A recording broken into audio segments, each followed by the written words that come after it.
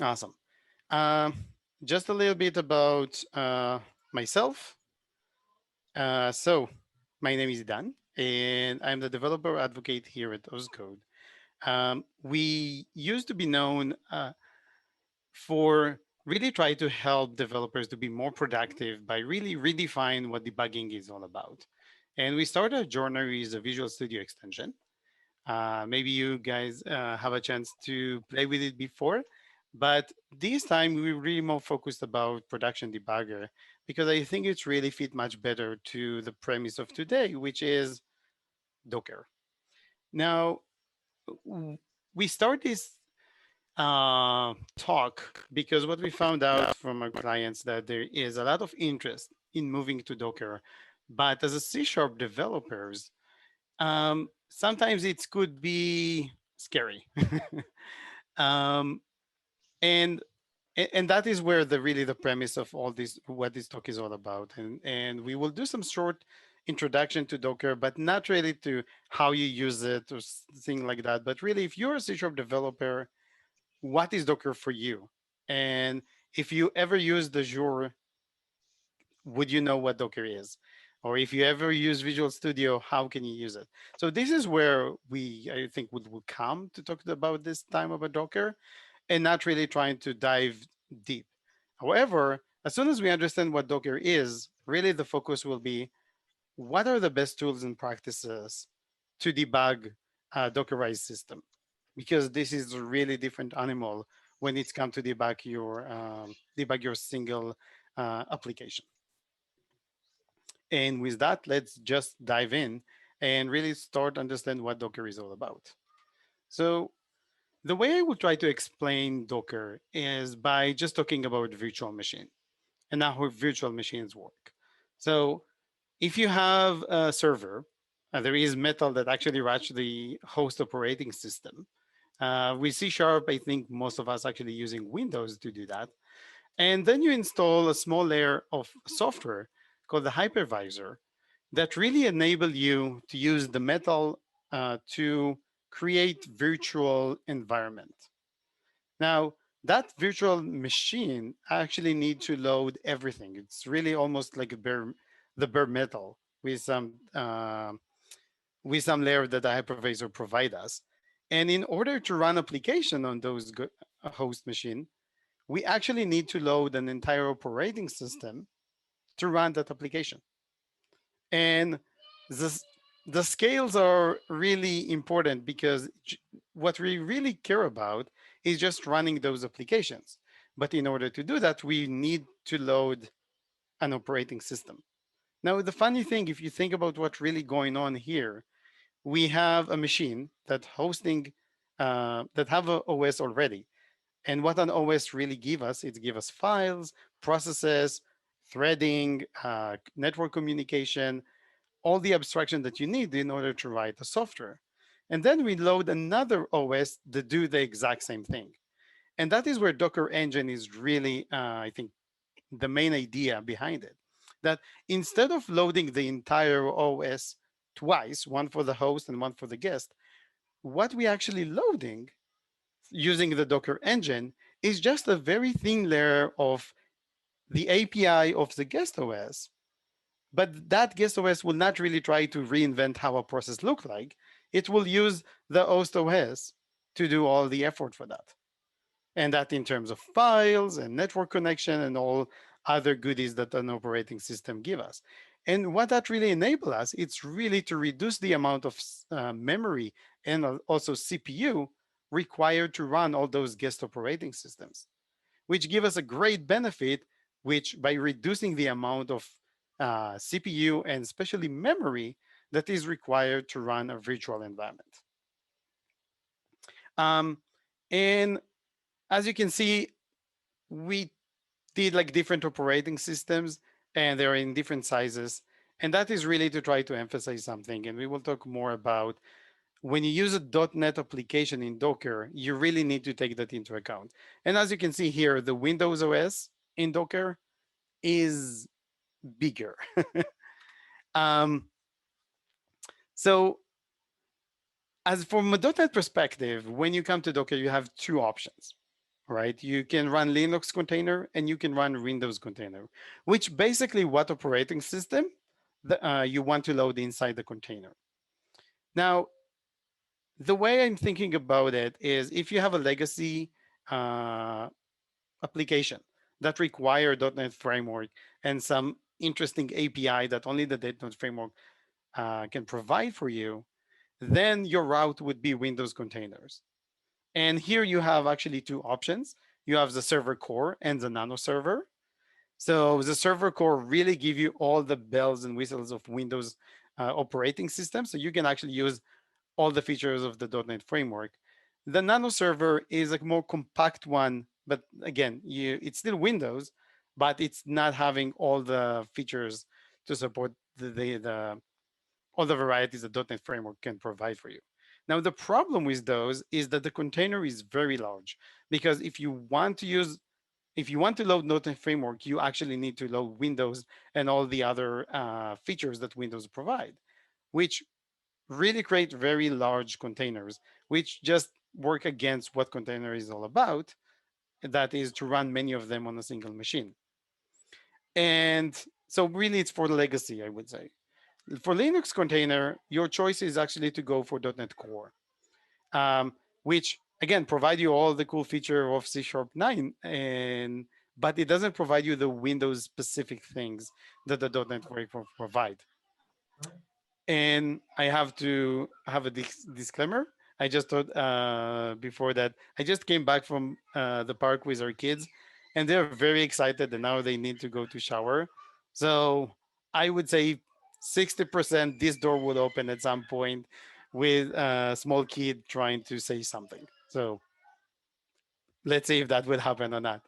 Um, so for Linux containers, um, the cool thing if we talk about if you run on over Alpine with ASP.NET Core, it's very small container. It's around 200 megabytes. So you can run much more of those at the same time. Um, and again, like this is really the future when we will actually would go.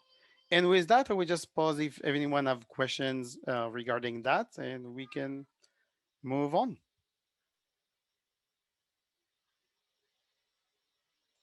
And with that quiet, I will continue on.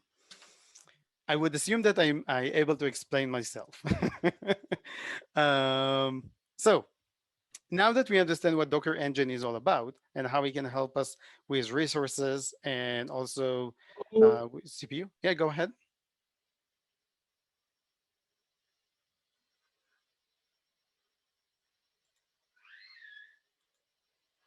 I think that might have been accidental. Oh, okay. Okay. So now let's talk about what Docker image is. And again, the analogy would how virtual machine works.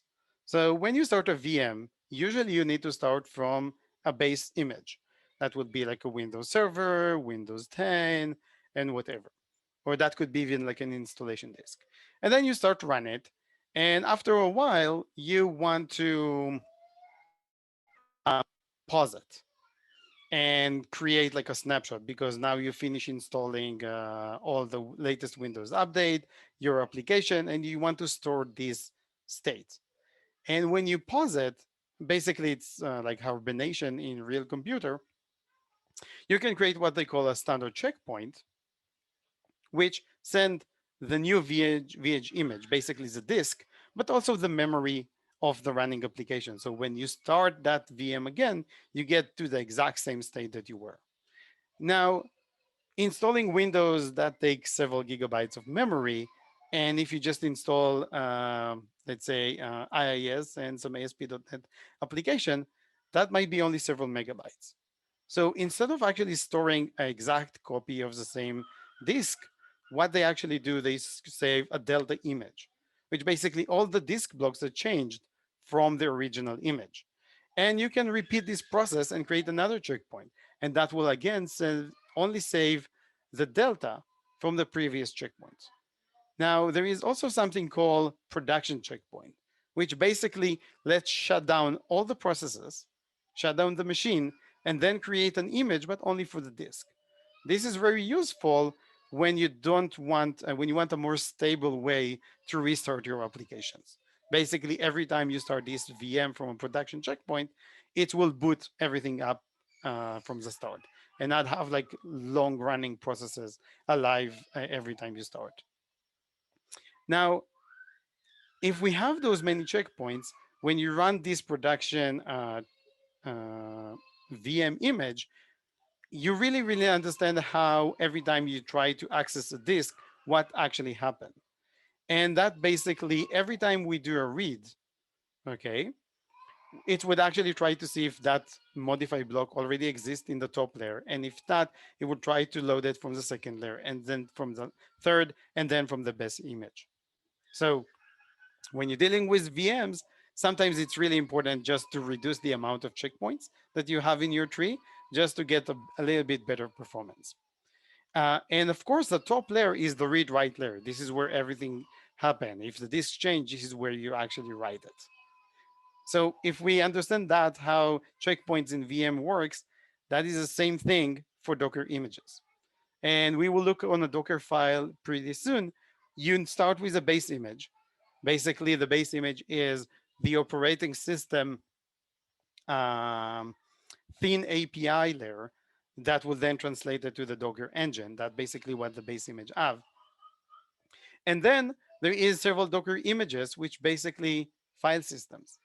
Now, and the container layer is really where you actually run your container. That would be the read write. It's the current state. Now, the cool thing, if you recall, Docker doesn't try to reinvent the hosting operating system. It just uses the same abstraction. So instead of storing images of the physical disk that you actually need when you run a VM, here you just need to store what file has changed or deleted. So those Docker images could be much more lightweight.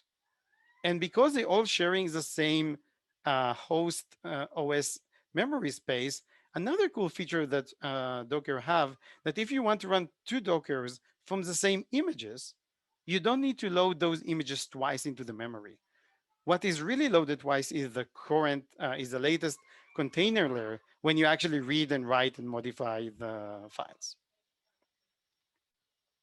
Now, how do we create those Docker images? And I think that is really where I think the Docker ecosystem really shines. And that is what's called the Docker file, which is very interesting concept. It's basically a script how to create those Docker layers for you.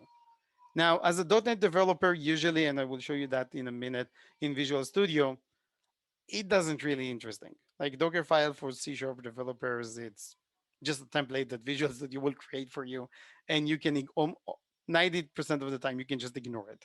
However, let's just dive into one section that really explain nicely how Docker images get built.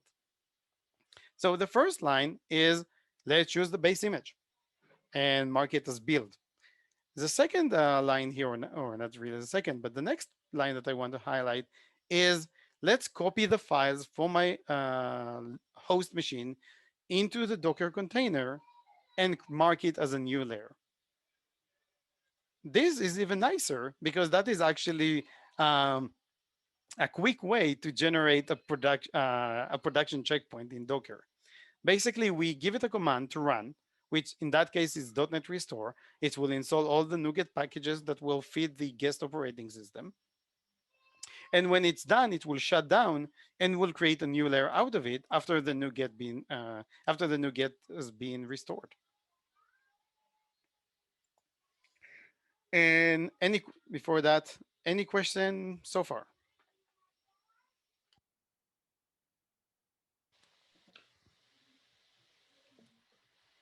What about timing wise, performance wise? How long usually this process takes just to spin up these machines and app? Yeah. So a Docker build, I think um, I would compare it almost to a local build. From actually a local build from a clean project, which means that you will need to install all the NuGet packages and then build the code. I think the performance when you build a Docker file and a real C# project is that would be the same. Uh, Now, a cool thing that Docker actually does when you do Docker build, you actually have a caching mechanism. So if the previous command, this one, actually created the same checksum, same file as the previous build, then it will know that it doesn't really need to run this command anymore for some cases. So some cases you will get things built a little bit quicker. Um, Visual Studio also offer you, if you have a small project without all kind of weird templates, you can actually use the Docker Compose setup that will basically do something very cool. It would actually build everything locally and then will mount the build output from your local machine inside a Docker container and will run it inside a Docker container. So you can get really fast iterations if you're using Visual Studio. What I found out personally, as soon as I start using some React and Vue projects, that templates stop working for me. But if you just use ASP.NET Web API, that is a great way to do it. Thank you. Any more questions? Sorry, but my throat is a little bit dry. Awesome. So let's talk about the main thing. And actually, before that, let's just jump to Visual Studio really, really quick. And this would be the project that we are working on. So this is a .NET Core 3.1 application. And if you have an application, you just want to add Docker to it, then you just right click, add, and you have Docker support. And when you click that, you can choose if you want Linux or Windows. In this case, we chose Linux.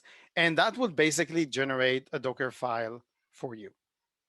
This is a little bit modified because we will do all kinds of cool stuff with it. But this is how simple to just get started with the Docker inside Visual Studio.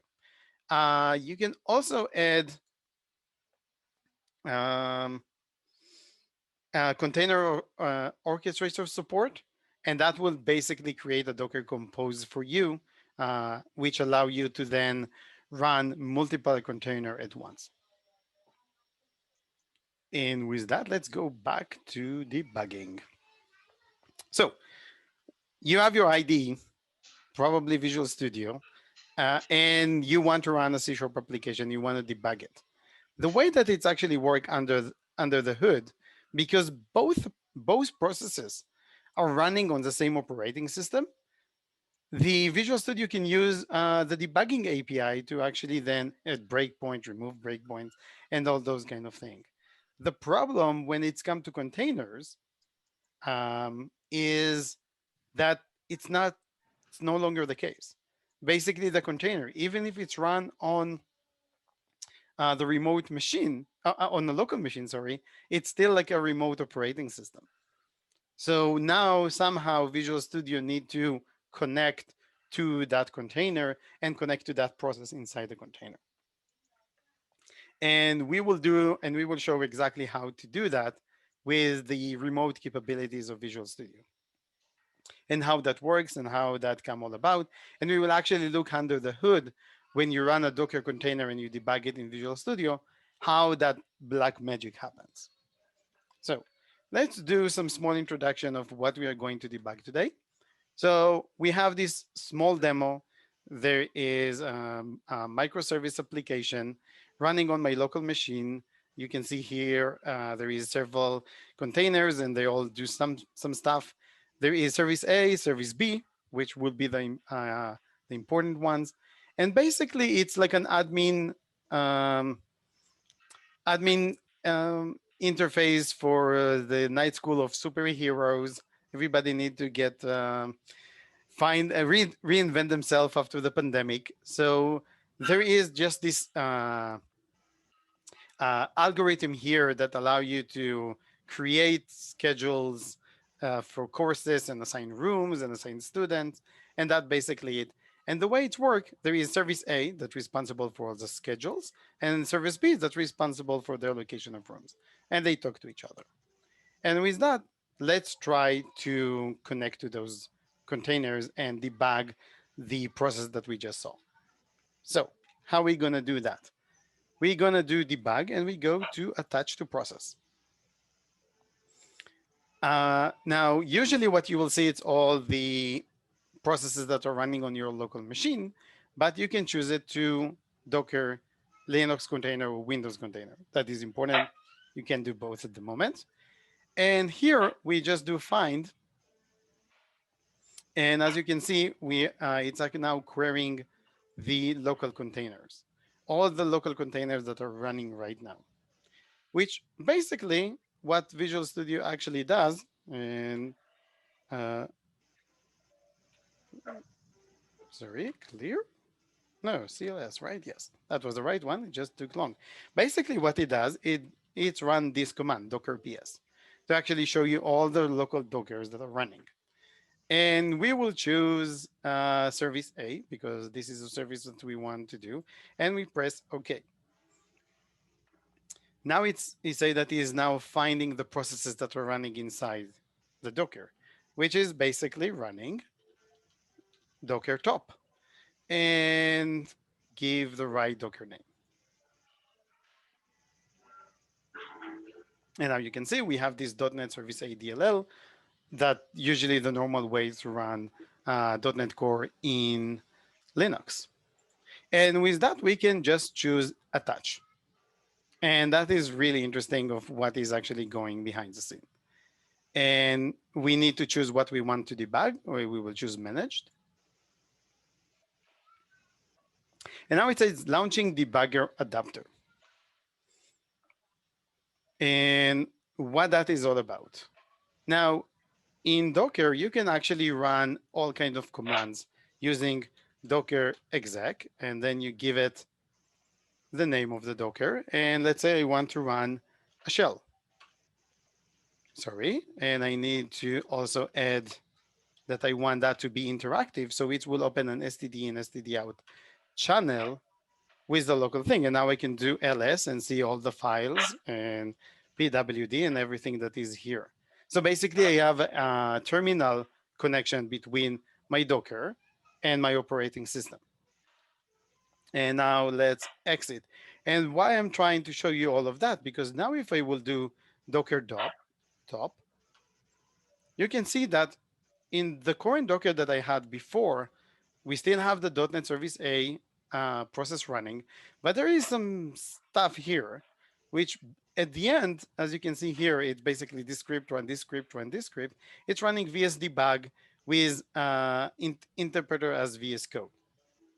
Basically, it's running the VS Debug inside the Docker to allow Visual Studio to communicate with the services. And we will just go to course controller. There is this method here, get status, and we will just put a breakpoint here. And now you can see here that service A is waiting because we now hit this breakpoint. And we now can just go and start debug and see everything here. We can see the total, we can see courses, and you have a complete debugging experience. Sorry, but I think someone is not muted. And it doesn't sound like a question. If it was a question, I would be very happy with it. So you can actually see that we have an entire debugging experience, and you can even change values here. It's almost like a normal remote debugging experience. And what I'm saying by remote debugging experience, because if I go back here, you can see that it's still waiting on that service. Now, in that specific example, there is no timeout. So it will take a long time. And Docker actually maintain the TCP connection below it. So it will not time out. But if this operation was actually timed out, then service A would be gone. Depends on the UI layer here. So with that, let's just play, and we can see we got around it. It will check on, and we hit the breakpoint again.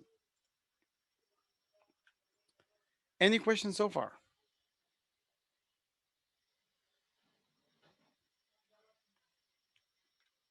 So let's summarize what we saw just right now.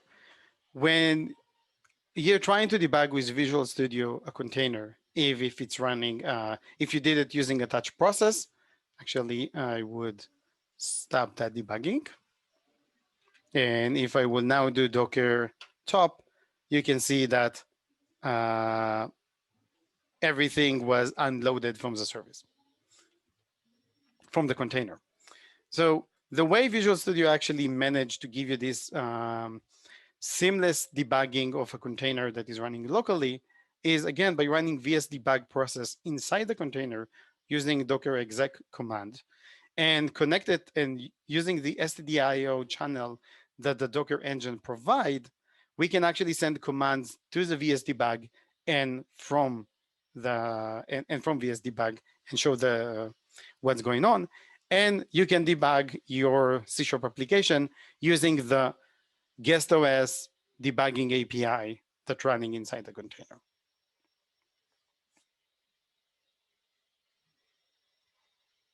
Any questions?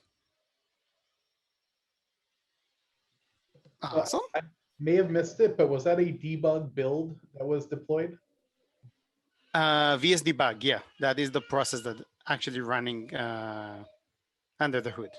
Is it possible to attach to release with symbols? I believe yes. I believe what you will need to do is just compile into release and ensure that you have a PDB files. Got it. Thank you. Okay. Now, what you do need to know is that those your local PDB files should match the what you have on the remote, which is a pain. Now,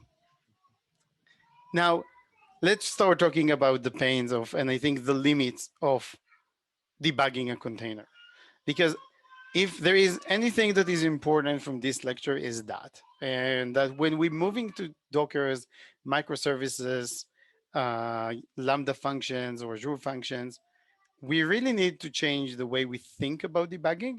And that will be what I will try to make a point right now. So when we put a breakpoint on our C# application, right? You see that there was this spinning wheel say that, yeah, we didn't hear back from that container because that process here is now paused because we hit a breakpoint.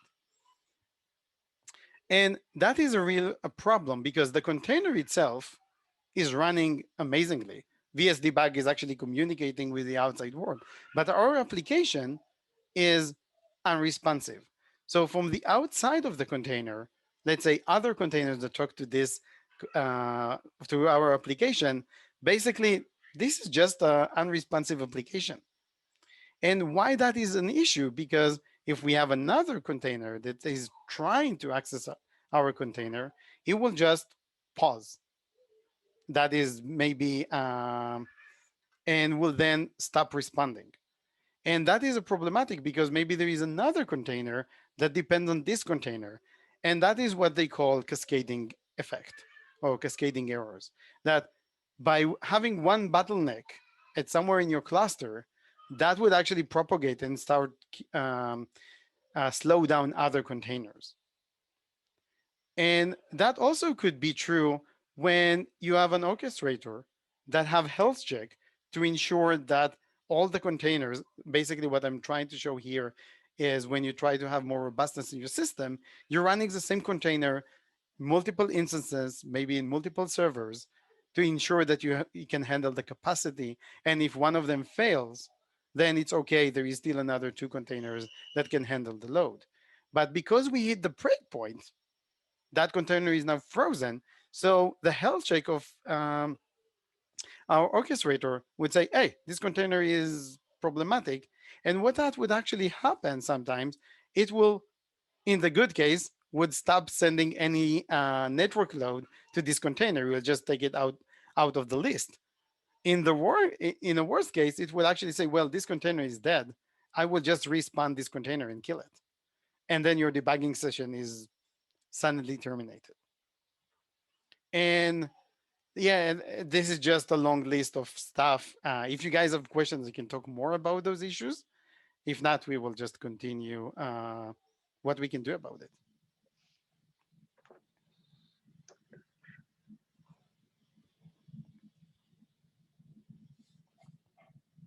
And with that, let's talk about why we have those type of issues.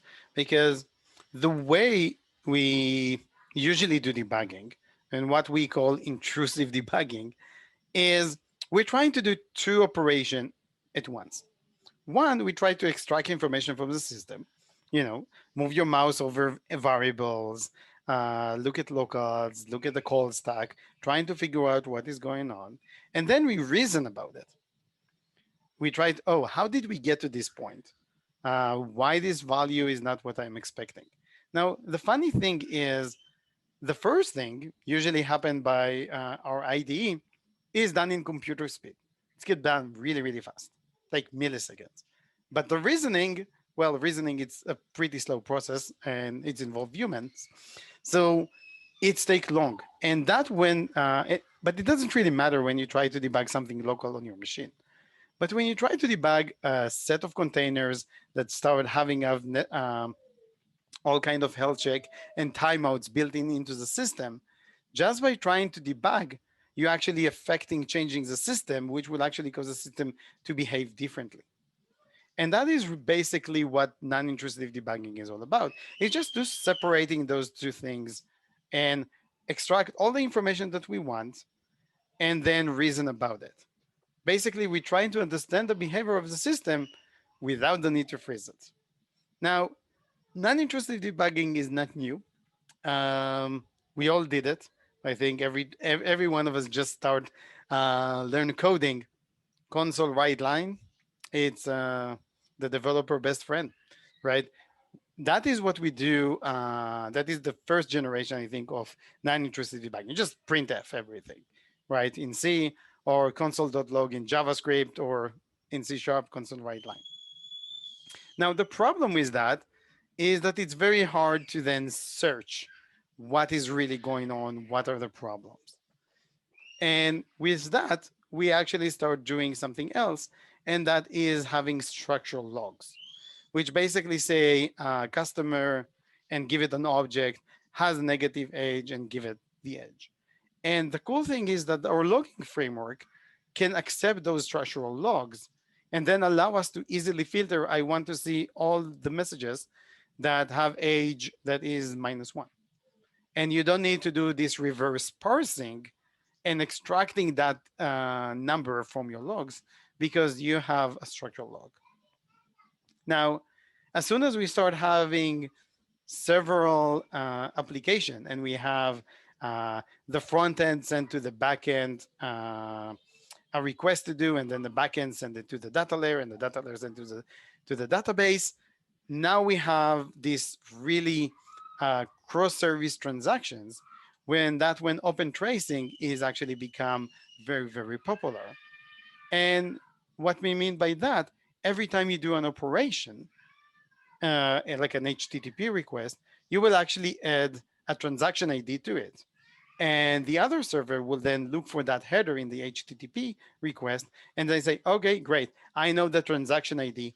All the logs that I'm going to write right now would include this transaction ID. And then you can actually assemble back a complete transaction across several services. And we believe there is a better way. And in order to explain what is the problem with all those methods, and is just every time you create logs, or actually, let's say it that way, when there is a problem, when there is a bug, and you're trying to understand things not by putting a breakpoint, but actually trying to read the logs, well, if you knew what the bug was, probably you will have the right logs. But because you don't really, because this is a new bug, big chance you don't really have all the information that you need. So what you do, you add logs, and then you deploy a new version. See if you find if your guess was right. If not, you deploy again and again and again. And after a while, you manage to find the issue, but now you have tons of logs, new logs. And it's funny, I just heard a webinar that say in modern application in the cloud, the main cost is not CPU. is actually database and logging, because you really try to log everything because you really want to understand at the end what really happened. And that is, I think, when production debugger is all about.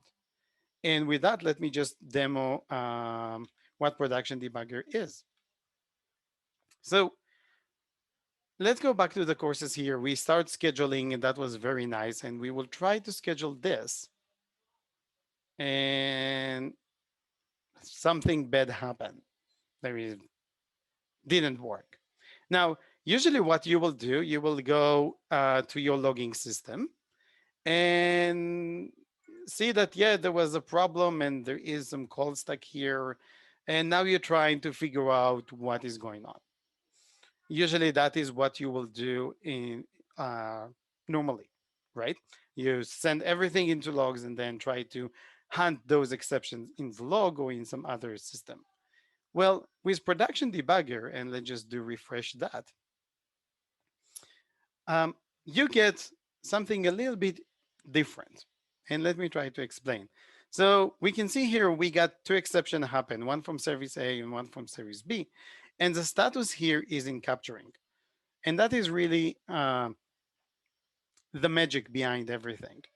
When you install the production debugger on your Docker, inside your Docker or app service or any other place that C# runs almost, um, it will actually wait for exceptions to happen.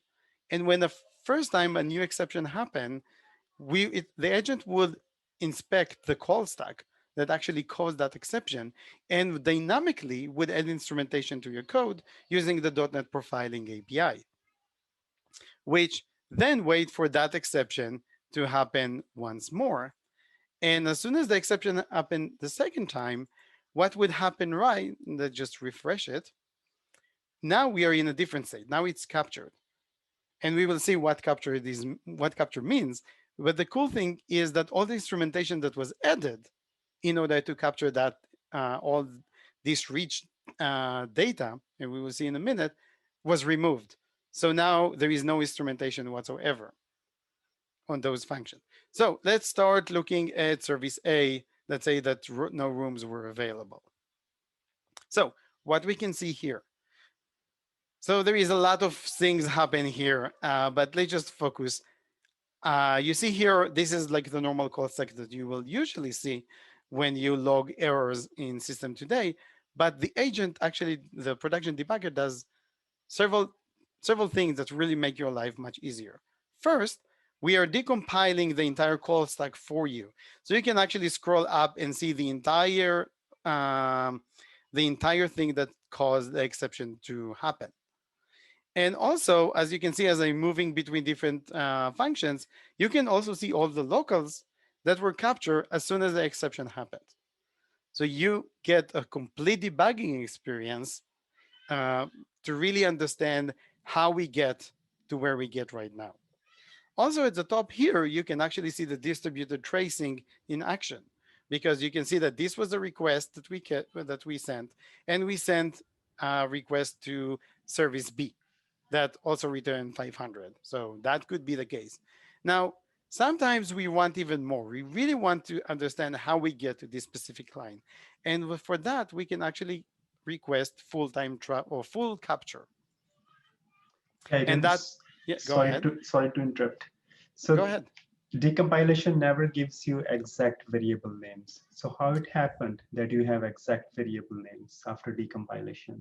Yeah, so you will be surprised how much information is there. Now, you're totally right. It's not the same. And you will see it in different locations when the decompiler tried to guess a random name. That usually happen in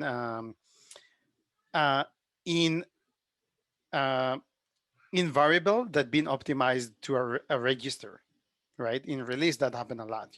You get an int from a function and then you check it and you just throw it away. So that will be just a random name.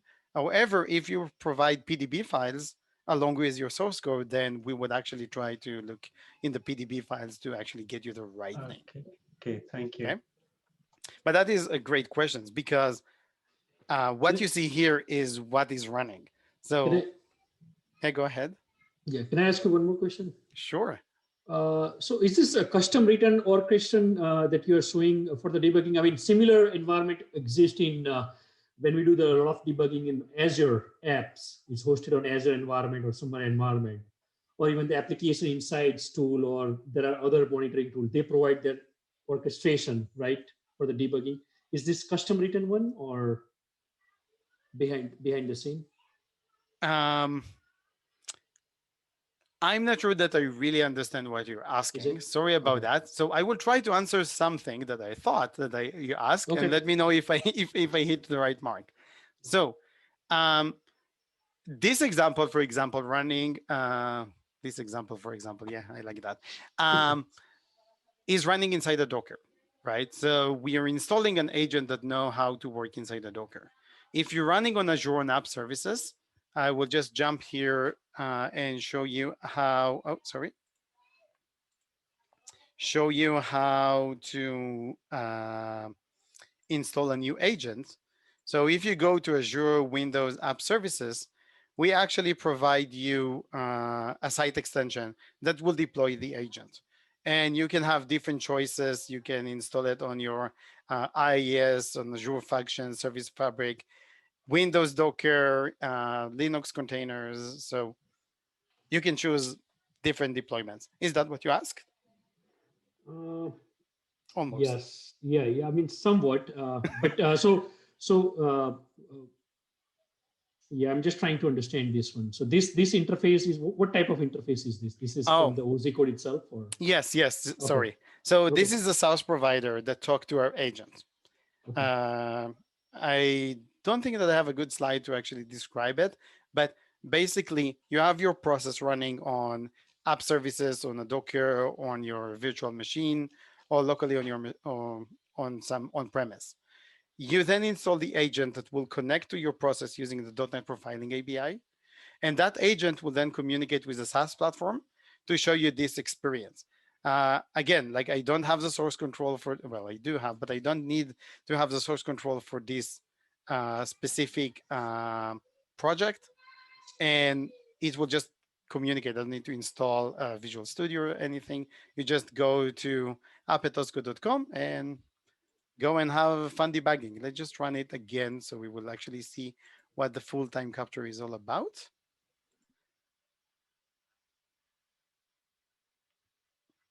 So now you see it's actually was fully captured.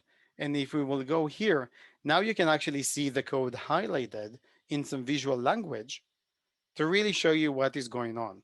So we got null here, and we know that this was evaluated to false, so that's why it's highlighted in red. So this is grayed out because we never executed this if statement. This was evaluated to true, and because it's a lazy evaluation, we know that this was never evaluated, and then we throw an exception. And you can actually see all the values, how they change over time through the execution of the function.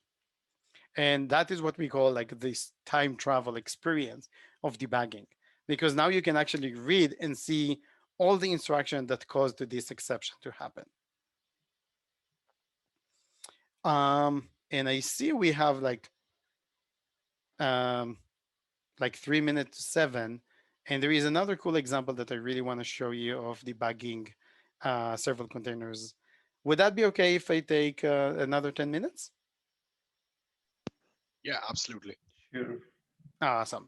So now I show you how we handle exceptions. You know, what really happened, why that, well, let's say it differently. Sometimes the system is very nice and tell us this, something went wrong and throw an exception. But sometimes it's a little bit more settled. In this example, we didn't get any exception. We actually get a valid result back from the system, but something is weird. You know, we assigned 2 rooms, but no student were assigned to the course. It's more like a business logic issue. And usually what you will do when you try to debug it locally on your machine, you will put breakpoints. But now we're trying to do it in Docker, and we don't want to freeze the system. And that's why we have trace point sessions and what that is all about. So here we actually allow you to debug a cluster, app service, IIS application, whatever you actually, all the agents that connected to your account, and let's just do this debugging session. The reason we thought about sessions, because if you have one system and several developers, probably each developer would like to investigate different issue. So we allow you to create multiple sessions, and each session would only collect the information that you want, that is important for that specific issue. Now, we know that we have problem in this resolve schedule in service A, so we can just have this code exploring experience, and we can then go to this method, the resolve schedule. And again, the agent will then decompile that specific class for you and allow you to add a trace point wherever you want. So let's do here. We have a new schedule for, and this is basically like structural logging. So I can use these curly brackets if you use Serilog and other frameworks. And you also get this nice autocomplete experience for course ID. So that is the message that we want to do. So now I can add more trace point, and we will do it over time. But the first thing that I want to mention is that same thing with the exception capture, that the agent is very sensitive when it will actually add instrumentation to your code and when it will need to be removed. Same thing here. We can define several trace points that we want to debug, and but it would only add this instrumentation as soon as we click this play button to actually start recording. And you can see here, it's a time limit recording, and also we limit the amount of hits that we'll have in this recording, because we really want to protect you, then just keep those sessions alive and just forget about them, and put more pressure on your system. And with that, let's just go and try that schedule again. And now you can see that we actually get the first trace point hit. And again, it tells us where it is. And now you can see that we get all the local variables for that location, which is really the way to solve the logging problem, because I don't really know what I want to log. I just want to know what happened in this specific time. And now I can just go browse all the local variables. And I can see here that we have practice room, but there is no lecture rooms. So maybe the problem that there was no available rooms left for lecture. So for that, I would just want to go to rooms controller. And as you can see, we find it. Basically the control T equivalent in Visual Studio. And now let's see, yeah, get available rooms. So maybe we got this error because maybe that was the problem that was before. So let's say we found no rooms. Amazing. But here, let's say we found rooms, and yeah, I want rooms for features. Awesome. And create that trace point. Now, because we are still recording, those trace points get added immediately to the services. And now when we will just do another schedule, you can see we get all those messages appear here. And just to emphasize the point, if we just add the service name column for every trace point, now you can see that there is service A and service B. So we actually now have one debugging session that debugging two different containers at the same time. And we can see here that we actually find the rooms, and we can see all the rooms that happen. So we know the problem was not in rooms, it was rooms. So let's try to figure out more of what the heck is going on. So we see here that lecture rooms came from find available rooms. So let's go to find available rooms. And there is this warning here that rooms were not available. Maybe that is the problem. So that could be a good message for that. And with that, let's try to do the scheduling once again. Now, you might wonder now that there is a little bit more messages here. It's really hard to understand what messages actually related to what transaction. Well, Oscode here also help for you with that. By installing the Oscode agent, it will actually now inject additional HTTP headers for any HTTP request, and it will then allow it add that information to every trace point that actually happened. And now let's see, it's something with 0001 at the end. So can just highlight that. And now we can see the entire transaction only for that specific event. And that come out of the box, even if you don't did open tracing on your behalf or before you install the agent. Now, if you're using Microsoft Activity, then the agent, you can use that to add that information to the agent. And that would actually be a good thing when you're integrating this tool with Application Insight, for example. So let's solve the mystery. So we know we are here. Room 2 is null. And we see that the available rooms, there is actually 12 of them. And we can actually go deep and see that the max capacity is 10. The features seems to be okay. And so why this find optimal room return null? Maybe it's because of this desired capacity, and that is 20. And that's basically the bug, right? The desired capacity was 20, but the largest room was 10. So the algorithm just decided not to assign any rooms. And that is basically the big mystery. I know, not amazing climax, but still, this is a simple example. But I hope you can see how this tool would help you debug your production system, specifically when they are in containers. Any questions regarding that?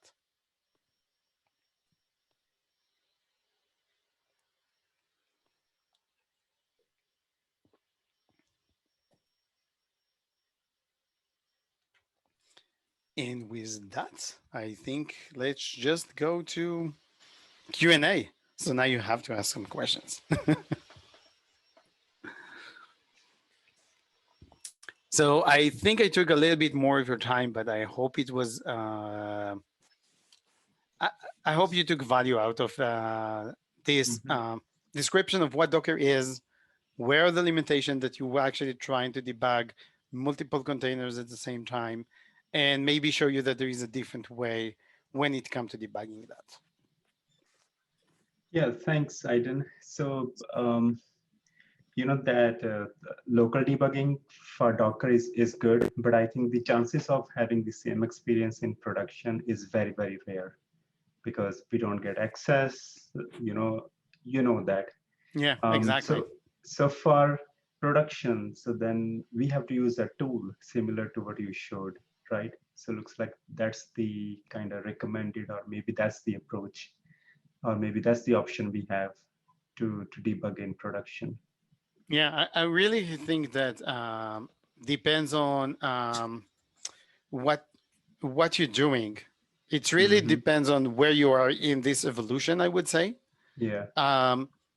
The first thing when you come to Docker is log everything, because debugging a Docker, it's hard if you don't have the right tools and infrastructure in place.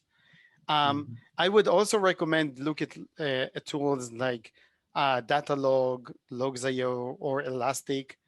For local development here, I just saw an example using Sec.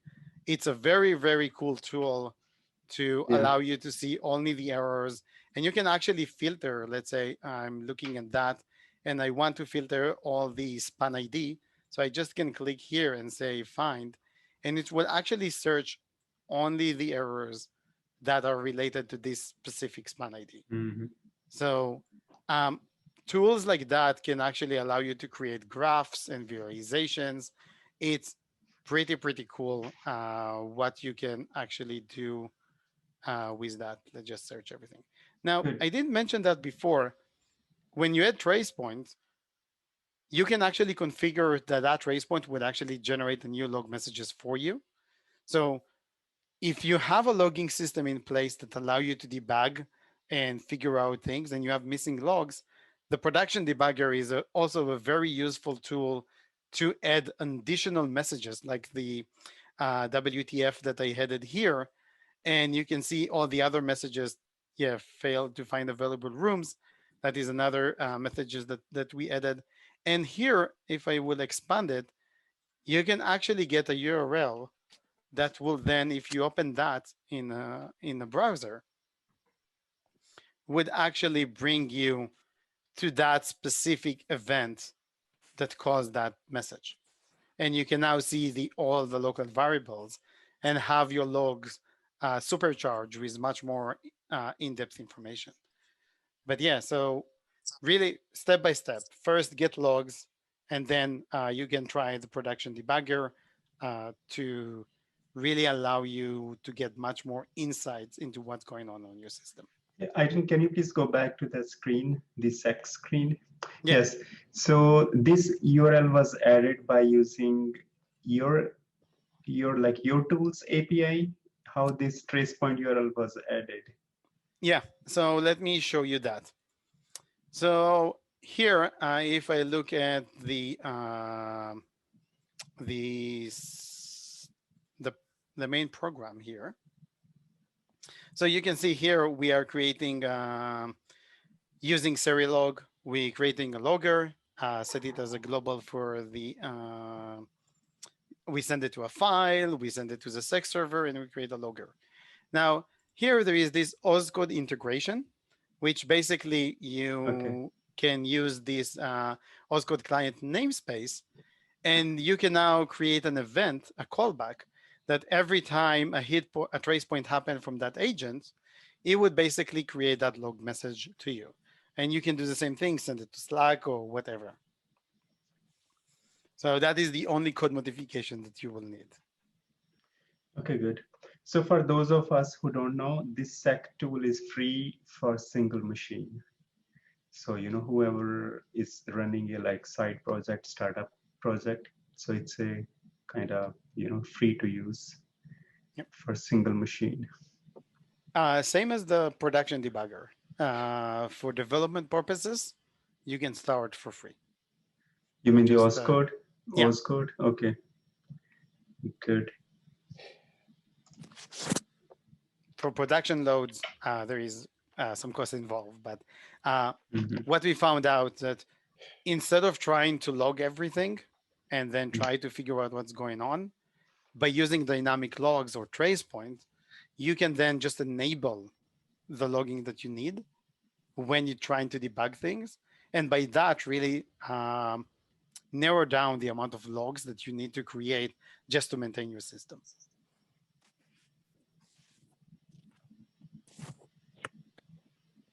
And is the production debugger is only for the Docker environment or even for the single machine, right? Even single, cloud. Yeah. Right. Cloud, local IIS machine for installing the agents. Just show that again.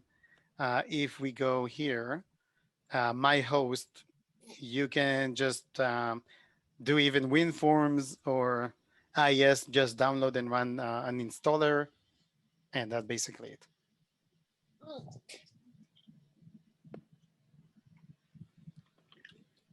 So a follow-up question, Idan, you mentioned instead of doing extensive logging, we can expand or contract based on our needs. Instead of logging too much, we can find a balance. So is there a way to do that dynamically, without deploying or without redeploying your code, or can we handle through configuration or maybe through a portal? Can we change that or can we control that? Yeah, that is a great question. I really like it. So if I go back to the trace point session, you can see here that this trace point is collecting, right? Now, this trace point that this session is actually stored on the system. So when I no longer need it, I hit pause, and now all the trace point that I added is being removed from my code. So it's like there was never there. And I can just go and create a new one and then say debug database load. Okay. You can set those sessions for you in advance and then activate them and deactivate them. But I really like the way where you took it and actually But I think that will come down the line to actually have webhooks. So based on some metrics, you can start collecting them by default, and then come back the next day and see what's went wrong, and actually manually go and activate that specific trace point. Okay, but Like oh that. yeah, this is good. But sometimes at work we have multiple environments, sometimes even 6 or 7, like test, UAT, pre-production, whatnot. So then we will have to set up this for each environment, right? It is not like that we can do it once and then we can migrate across multiple environments. Currently, yes, you can actually create different what we call Okay. application, but it's an environment. So you will have like one for QA, one for staging. But you're totally right. Currently, there is some labor intensive of generating those in the first place. You need to install the agent on every environment, right? Yeah. Exactly. Yes. So this is similar to App Dynamics model, right? Say again? Okay. Please go ahead. I will not interrupt. Sorry. Yeah, so this is similar to App Dynamics model, like we use like Application Insights or App Dynamics or Azure Monitoring. Yes. In terms of costing model, totally. Yep. Okay. What I found out that this is if you don't have any monitoring whatsoever, I think the production debugger can really jump you to the next level. But this is not an APM, right? It doesn't measure. It doesn't aim to record tons of logs and create metrics. This is more about debugging your system. That's why we allow you to work with AppDynamics, Dynatrace, Datadog, Application Insights, just to name a few. So you can use those tools and get the best worlds from each side. Basically, this is really good for adding dynamic logs, debugging special issues, and figuring out why you have errors in your system. Yep, makes sense. Yeah, thank you. So Idan, here is a feature request for you. We were just talking, instead of configuring the trace point for each environment, we should be able to just configure once and export and import. So yeah. I'm already thinking about the email I'm going to type to my R&D team after that, because I really like the idea. Also, when it comes to debugging production, another interesting thing is sometimes, specifically if you're trying to catch issues in production, you really need to think about sensitive information that your client have. And we also have that feature enabled with the PII reduction. So it would actually get and redact values based on regular expression or by identifiers, or you can blacklist complete namespace and classes. However, this is very useful for production. It's not so useful for QA environment. So I really like the way you took it, that you configure your QA environment the way you like it, or your staging, and then you just move all the settings, but not the PII reduction, to a new environment. Yeah, that is really cool idea. Love it. Thank you. Because we have time, let's just say for whatever reason, or maybe just we are going to geek out a bit on this. So if I don't have your tool and I do a memory dump on my production, I get the memory dump to my local machine and I can debug that memory dump. So if I'm going to compare that experience with your tool, is it possible for you to do like pros and cons of like your tool's experience as well as debugging the memory dump experience? So actually, I will even give you much more geekier answer than that. Awesome. Okay. Awesome. I would love that. But I need to stop sharing my screen because now I need to search for that right slide. Okay.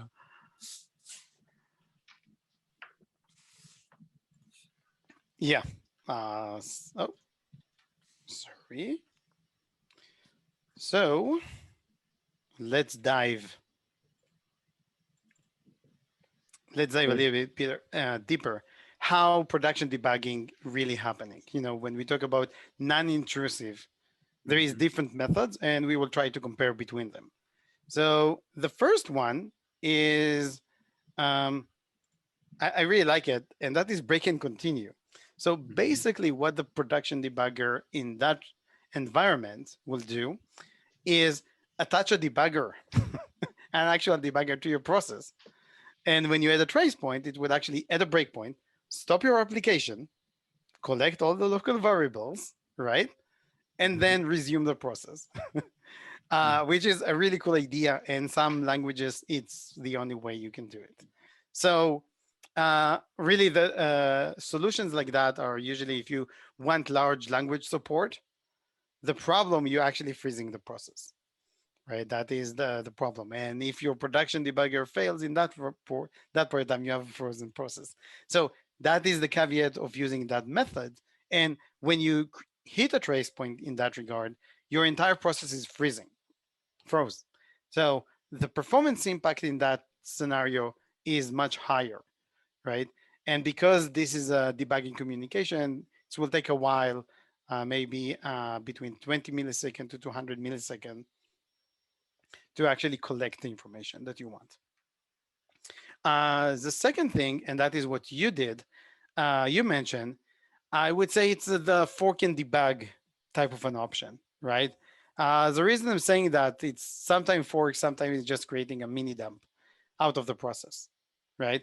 So you want to create a trace point. So what you do, you duplicate the memory, right? Or actually what you do, it's copy and read, right? You mark all the pages of the process, copy and write. And now you start creating a dump for that entire process.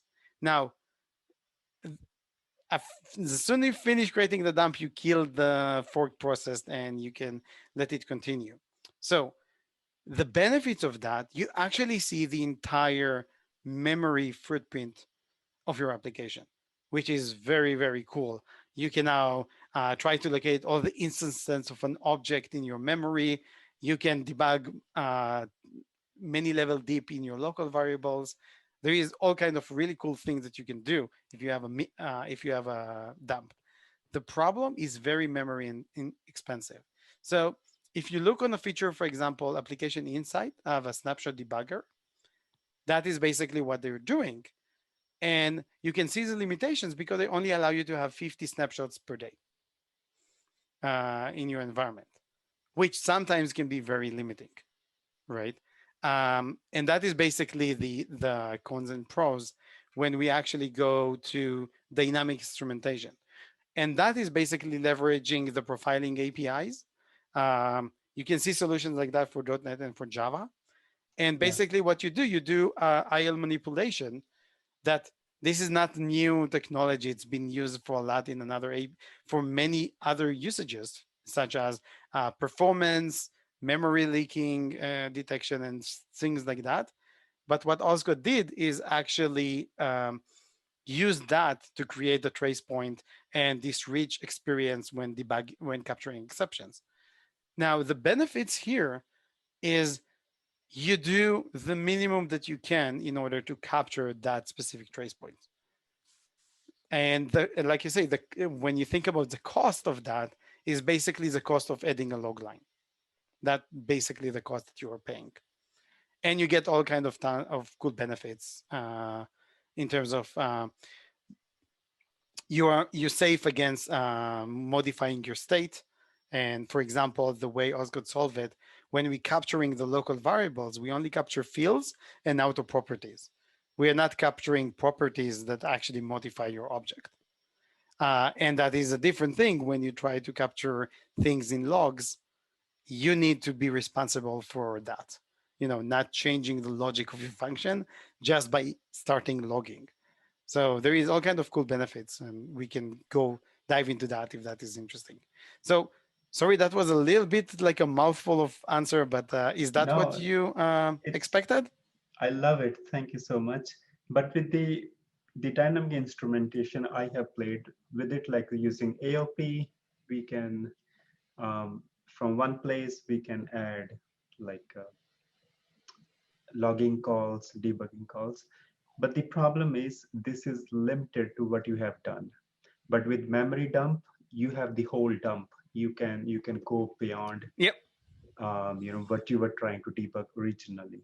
So yeah, I mean, like always, there is a pros and cons. There's a pros and cons. Yes, Yeah. I think the ultimate solution should allow you to have both. Yeah. Right. I mean, And that is exactly what we are building toward. So I believe later this year we will start providing those capabilities as well. You mean dynamic instrumentation? No, we already do dynamic instrumentation, but so dynamic instrumentation really help you debug performance metrics, logical issues, right?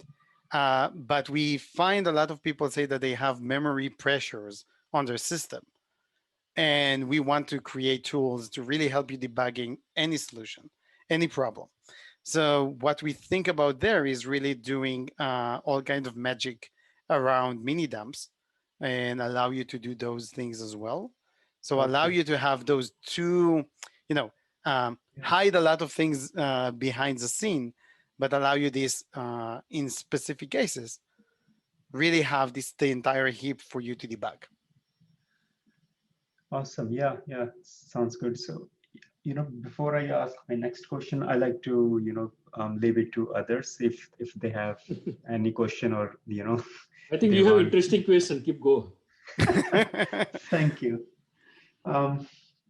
So, I might be like intruding into your like future vision, but I wanted to ask you this. Is it possible for you to share with us like what's coming for rest of the year? You have already shared like what's in the pipeline to get us excited about OS code. Like what are the next features your team is working on? What's in the pipeline? Is it possible for you to share? Because this is going to YouTube, I have a little bit limit of what I can share and not can share. But let me share what I can. So the first thing that it will come is conditional trace points. And what that is all about, and I just need to find, awesome, just go back. Yeah, let's just do, so when you talk about, and you add in a trace point here, let's say I want to have a trace point, but only when features here is not empty, right? Or I want to create this trace point only for a specific user. So that is a thing that will come pretty soon, I believe around next month. So I can start bragging around that like it's already out. And that would really give you interesting abilities to conditionally start recording. That is where that will go. That is one thing. Another thing, we also have a private beta for Java agents as well. So that is the next thing that will come down the line. And we aiming that toward the end of the year, also start providing Python and Node.js support. Sweet. So that is really when you can really debug cool cases. When you have, specifically in Docker, you see it a lot, right? That it's not always the same language, but you still want to have one single place to debug. And that is where we're aiming. Sorry, there is a few more surprises, but that is what I can share at the moment. Sure. I mean, we can go off the record if you want. I would be happy to. Okay. I mean, it's you have really good questions, so I would happy to chat. Thank you.